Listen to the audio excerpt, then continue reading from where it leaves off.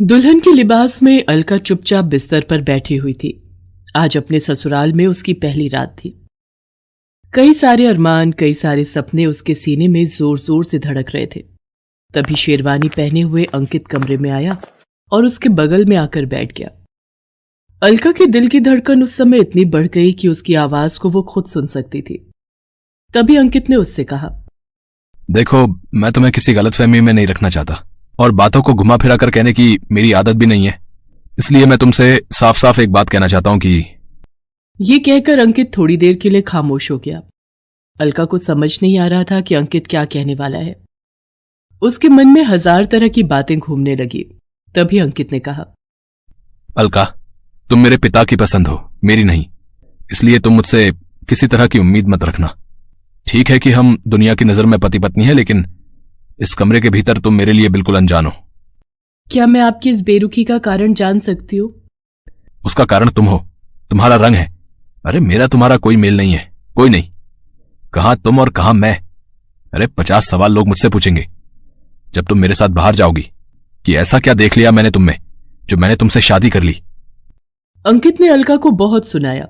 वो बेचारी कहां अपने आंखों में सपने लेकर बैठी थी और कहां अब उसकी आंखों में थे सिर्फ आंसू। हे ईश्वर, पता नहीं क्यों गोरा रंग ही मापदंड है सुंदरता का। हम जैसे लोगों को भी तो आपने बनाया है, फिर हमारे साथ समाज का सौतेला व्यवहार क्यों? गुणों की खान है अलका। बचपन से लेकर MBA की पढ़ाई तक हमेशा टॉप किया है उसने। स्वभाव इतना अच्छा कि जो भी उससे मिलता वो उसका दिल जीत लेती। जानवरों से भी उसे बेहद प्यार था। वो किसी का भी दुख देख नहीं सकती थी।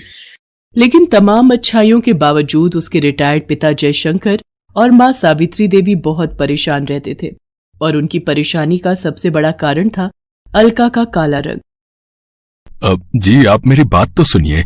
मेरी बच्ची लाखों में एक है। होगी आपकी बेटी लाखों में एक, लेकिन हमें नहीं करनी शादी आपकी बेटी से। हाँ, ये कहकर दूसरी तरफ वाले ने फोन रख दिया। जयशंकर जी के माथे पर चिंता की लकीरें फिर से उभर आईं। पास बैठी उनकी पत्नी सावित्री के चेहरे पर भी उदासी का रंग चढ़ाया।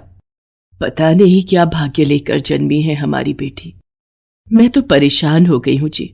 पता नहीं मेरी बेटी की शादी कभी होगी भी कि नहीं। अरे होगी, क्यों नहीं होगी? मेरी बेटी की शादी जरूर होगी।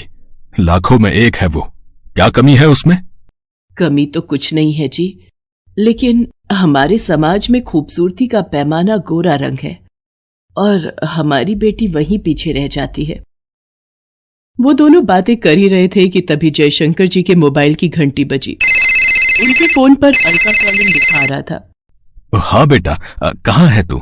कितनी देर और लगेगी तुझे मार्केट से लौटने में? बाबा, मैं हॉस्पिटल में हूँ। हॉस्पिटल? अरे क्या हो गया तुझे? रुक, मैं अभी आता हूँ तुरंत। अरे पापा, घबराने की कोई बात नहीं है, मुझे कुछ नहीं हुआ है।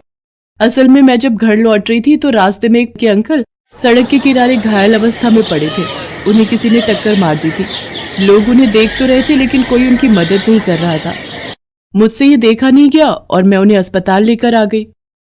अलका अपने स्वभाव से मजबूर थी और उसका यही स्वभाव तो आगे चलकर उसके माता पिता की चिंता को दूर करने वाला था। एक दिन की बात है, अलका बाहर जाने की तैयारी कर रही थी। तभी उसके घर के दरवाजे पर दस्तक हुई। दरवाजा अलका ने ही खोला और दरवाजा खोलने के बाद उसने सामने खड़े जिस इंसान को देखा, उसे देखकर वो चौंक गई। अरे आप! इतने में जयशंकर जी और सावित्री भी वहां आ गए। एक अनजान शख्स को उन्होंने खड़ा देखा तो उन्होंने अलका से पूछा, अलका, ये कौन है? जी, मैं नितिन मेहता हूँ। वही नितिन मेहता जो आज जिंदा इसलिए है क्योंकि आपकी बेटी ने 1 महीने पहले मेरी जान बचाई थी। अरे मैं तो बेसुध सा सड़क किनारे पड़ा था। ये आपकी बेटी ही थी जो मुझे अस्पताल लेकर गई और जब तक मुझे होश नहीं आया वो वहां से हिली नहीं। धन्य है आप जो आपकी इतनी लायक बेटी है जिसे दूसरे का दुख और दर्द देखकर दया आती है।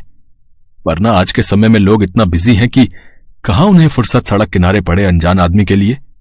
उनकी बातों को सुनकर अलका ने कहा, अरे अंकल, ये तो मेरा फर्ज था। भला मैं किसी घायल इंसान को देखकर अपना मुंह मोड़ लेती। मुझसे ये नहीं हो पाता, कभी नहीं। बहरहाल बातों बातों में नितिन मेहता को पता लगा कि जयशंकर जी अलका के विवाह को लेकर बहुत चिंतित है और अलका का काला रंग उसके विवाह में आड़े आ रहा है। ये सुनकर नितिन मेहता ने ऐसी बात कही जिससे जयशंकर जी और सावित्री जी के कई दिनों से मुरझाए चेहरे खिल गए। अब ये आप क्या कह रहे हैं? मैं बिल्कुल सही कह रहा हूं, बस आप लोगों की रजामंदी चाहिए मुझे। अरे ये आप क्या कह रहे हैं, हमारी रजामंदी? अरे मेहता जी, एक पिता के सिर पर से सबसे बड़ा बोझ बेटी का कन्यादान करना होता है। हम दोनों पति पत्नी अलका के लिए कितने परेशान थे, ये हम आपको क्या ही कहें। अब आप पुरानी बातें भूल जाइए और अलका की शादी की तैयारी करिए। आज से ठीक 15 दिन बाद मैं अपने बेटे अंकित की बारात लेकर आपके दरवाजे पर आऊंगा। लेकिन मेहता जी, आप एक बार अपने बेटे से तो पूछ लेते। जयशंकर जी, वो मेरा बेटा है और मैं जानता हूं कि अलका से अच्छी लड़की उसे कभी नहीं मिलेगी। नितिन मेहता ने अपने बेटे अंकित को अलका के बारे में बताया। वो अलका से उस दिन हॉस्पिटल में मिल चुका था जिस दिन नितिन मेहता का एक्सीडेंट हुआ था। अलका से अपनी शादी की बात सुनकर वो चौंक गया और अपने पिता से बोला, क्या पापा, ये क्या कर रहे हैं आप? आपने उस लड़की को देखा है ना, कितनी काली कलूटी है वो। मेरा और उसका क्या मेल? भला ऐसी लड़की से शादी करके आप क्यों मेरी जिंदगी को नरक बनाना चाहते हैं? बेटा, उसी काली लड़की के कारण आज तुम्हारे पिता जीवित हैं। याद रखना ये बात, और मेरी ये बात भी याद रखना कि रूप से बड़ा गुण होता है, और मेरा दावा है कि अलका जैसी गुणी लड़की तुम्हें चिराग लेकर ढूंढने से भी नहीं मिलेगी। बहरहाल अंकित अपने पिता से बहुत प्यार करता था, इसलिए उसने उनके दबाव में ही सही अलका से शादी कर ली। लेकिन अलका को वो पांव की जूती समझता। उसके पास बैठना तो दूर, वो उससे ढंग से बात तक नहीं करता। इस बीच उसके पिता कुछ दिनों के लिए तीर्थ यात्रा पर चले गए। अंकित का एक दोस्त था नीरज, वो अक्सर अंकित के घर आता जाता था। थोड़े दिनों में ही उसने ताड़ लिया कि अंकित और अलका के बीच कुछ भी सही नहीं है। एक दो बार अंकित ने भी नीरज से बातों बातों में इस बात की मौन सहमति दे दी थी। एक दिन जब अंकित घर पर नहीं था तो वो उसकी अनुपस्थिति में उसके घर आया। अरे कहाँ है भाभी जी हमारा अंकित? जी वो अभी अभी कहीं घूमने निकले हैं। अरे ये क्या बात हुई है, अकेले ही निकल गया, आपको लेकर नहीं गया? जी ऐसी तो कोई बात नहीं है, मुझे तो कहीं जाना नहीं था। जाना नहीं था या वो लेकर नहीं गया?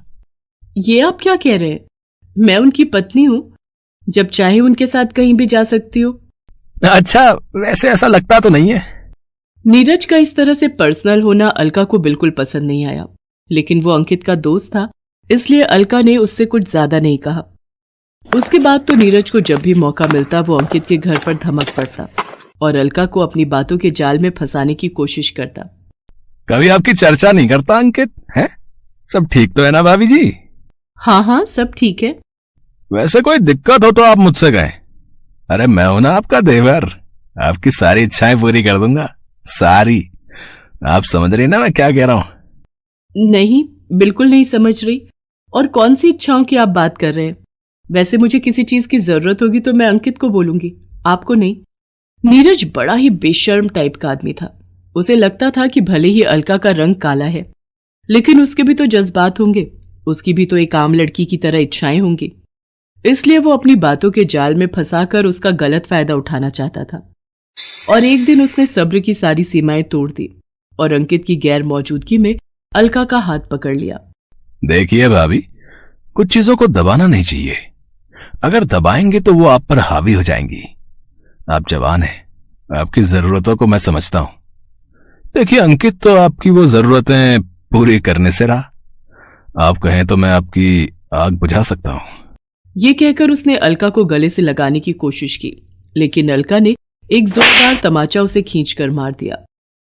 अरे क्या समझ रखा है आपने मुझे? हाँ, क्या समझ रखा है? कई दिनों से मैं आपकी इन हरकतों को बर्दाश्त कर रही हूं तो आप तो सिर पर चढ़े आ रहे हैं। अरे अंकित मेरे पति हैं, पति। 7 फेरे लिए हैं मैंने अग्नि के सामने उनके साथ। मैं उनको बहुत प्यार करती हूँ, अपनी जान से भी ज्यादा। आप इसी समय यहां से निकल जाइए, नहीं तो आज मैं कुछ कर बैठूंगी। अलका जब ये बात नीरज से कह रही थी तभी अंकित वहां आ गया। उसने अलका की सारी बातें सुन ली। उसे अपने किए पर अब बहुत पछतावा हो रहा था। वो पत्नी जो उसे जान से भी ज्यादा प्यार करती थी, वो उसके साथ कितना बुरा व्यवहार करता था, लेकिन आज मौका था अपनी गलतियों को सुधारने का। वो उनके सामने आया और अपने दोस्त नीरज के गाल पर उसने भी तमाचा मारा। नमक हराम, मैं तुझ पर इतना भरोसा करता हूं और तू मेरे घर में ही मुंह मारने आ गया। चला जा यहां से, चला जा, नहीं तो मैं जान से मार दूंगा तुम्हें। तुम्हारी हिम्मत कैसे हुई मेरी अलका पर बुरी नजर डालने की? चल भाग यहां से। नीरज वहां से 9-2-11 हो गया। अंकित ने अपनी गलतियों की माफी अलका से मांगी और कहा, पापा ठीक कहा करते थे, तुम्हारे जैसी लड़की मुझे चिराग लेकर ढूंढने पर भी नहीं मिलेगी।